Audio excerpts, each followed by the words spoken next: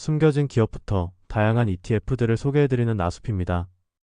오늘은 전통 커버드콜 ETF인 글로벌 X사의 QYLD, XYLD에 대한 내용을 다뤄보도록 하겠습니다.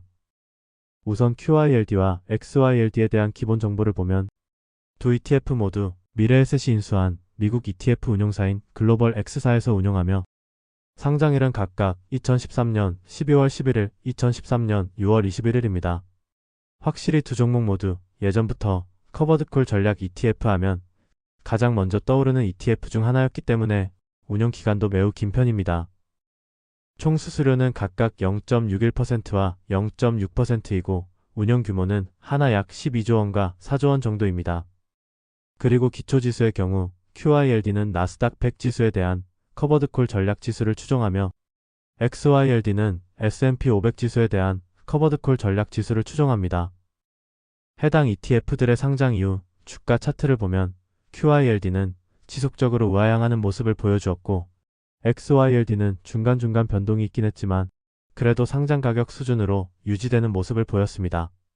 이렇게 주가 자체만 보면 매우 좋지 않은 흐름을 보인 것이 분명하지만 그럼에도 불구하고 많은 투자자들에게 인기를 얻었던 이유는 바로 높은 배당률과 오랜 기간 지급된 배당 내역이 있었기 때문입니다. 물론 현재 시점에서는 배당률이 높아 보이지 않지만 2년 정도 전만 하더라도 QYLD, XYLD의 10%대 배당률은 정말 높은 수준이었죠. 그리고 매달 꾸준히 배당금을 지급해주니 현금 흐름 창출 수단으로는 나쁘지 않은 선택이었을 수도 있습니다.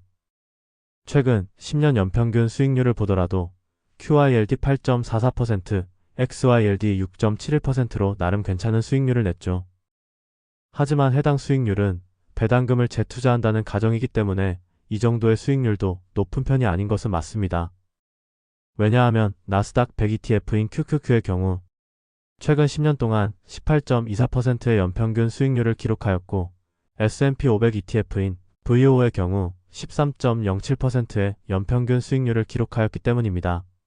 이처럼 QYLD와 XYLD는 커버드콜 전략을 사용하다 보니 상승분의 절반 정도 밖에 반영하지 못하였고 전체적으로 매우 저조한 성과를 냈습니다.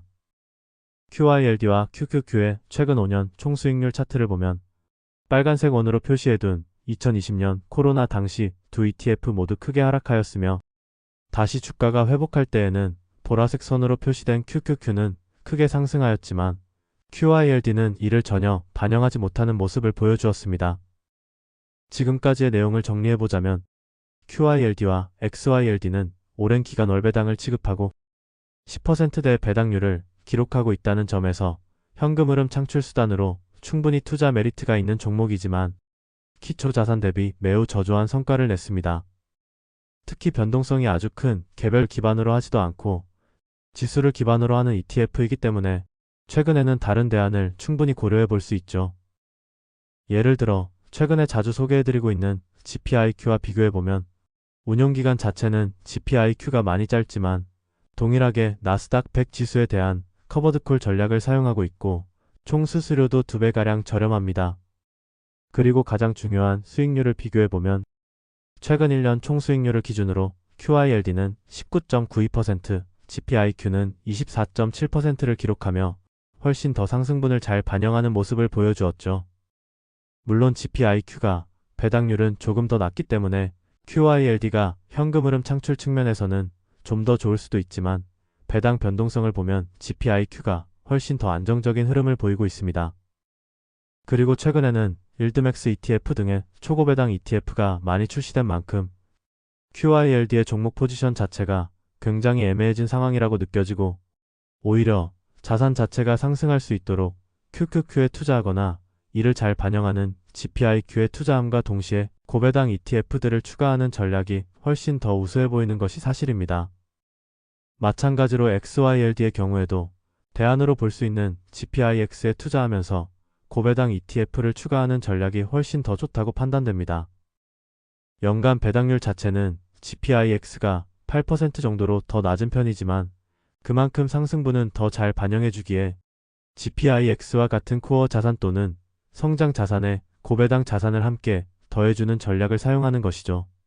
이러한 상황에서 글로벌 X사에서도 2020년 9월 18일에 커버드콜엔 성장 ETF로 QYLG와 XYLG를 출시하였는데요. 총 수수료가 0.35%로 꽤나 저렴해졌고 기초 지수는 옵션 비중을 절반으로 낮춘 지수를 추종한다고 보시면 됩니다. 즉 QYLG도 먼저 알아본 QYLD와 동일하게 나스닥 100 지수에 대한 커버드콜 전략을 취하지만 옵션 비중을 낮춘 것입니다.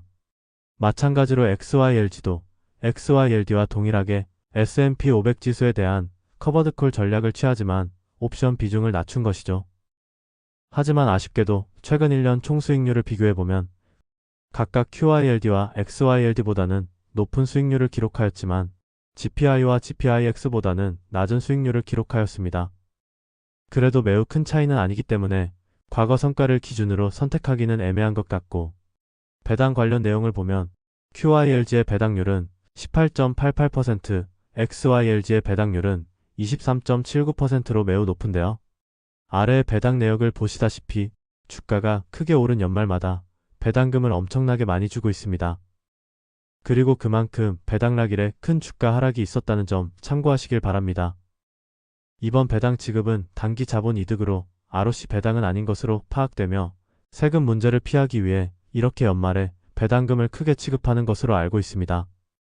결론을 내리자면 아무리 오랜 기간 동안 월배당을 지급해왔고 10%대의 배당률을 기록하고 있더라도 웬만하면 QYLD, XYLD는 피하는 게 좋다고 판단됩니다.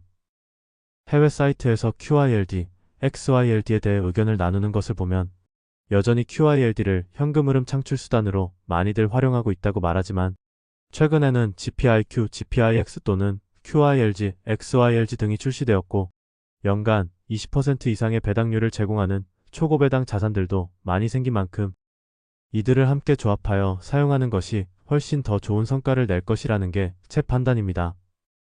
특히 QYLD와 XYLD는 총 수수료가 0.6%로 GPIQ와 GPIX보다 2배 더 비싼 상황입니다. 이렇게 오늘 영상은 배당 주식과 배당 ETF를 통해 현금 흐름을 창출하길 원하시는 분들이 QYLD와 XYLD에 대해 투자하기 전 다시 한번 신중한 고민을 거치셨으면 해서 제작해봤습니다.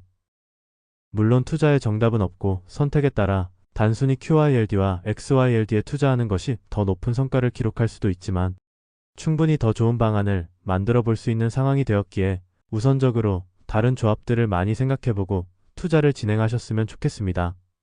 이러한 조합에 있어 초보 투자자분들도 많이 참고하실 수 있도록 실제로 작년 말부터 매주 5만원에서 10만원 정도를 투자하여 배당 포트폴리오를 만드는 월배당 프로젝트를 진행 중에 있고 매주 종목 분석 과정과 포트폴리오 현황을 공유해드리고 있는데요.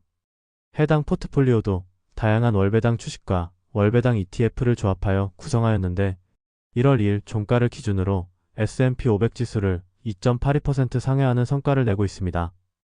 미래의 시간이 지나면서 해당 포트폴리오의 성과가 더 나빠질 수도 있지만 투자는 언제나 불확실한 것이기에 경험을 쌓으면서 최대한 다양한 배당주들을 많은 분들이 접해보셨으면 합니다. 그리고 다양한 배당주를 조합한 해당 포트폴리오의 현재 연간 배당률은 새우로 10.36%, 세전으로 12.19% 정도로 QYLD의 배당률만큼은 나와주고 있죠. 아무튼 성과가 저조한 종목은 되도록 피하는 것이 1차적으로 가장 쉬운 방법이기에 투자 기간이 짧으신 분들일수록 최대한 성과가 우수한 종목들을 위주로 고려해 보시는 게 좋다고 생각합니다. 이렇게 다양한 배당주들을 살펴보시면서 자신의 상황에 맞는 최선의 포트폴리오를 구성할 수 있도록 노력하시면 좋을 것 같습니다. 그럼 오늘도 끝까지 시청해 주셔서 감사드리며 모두들 성공 투자하시길 기원하겠습니다.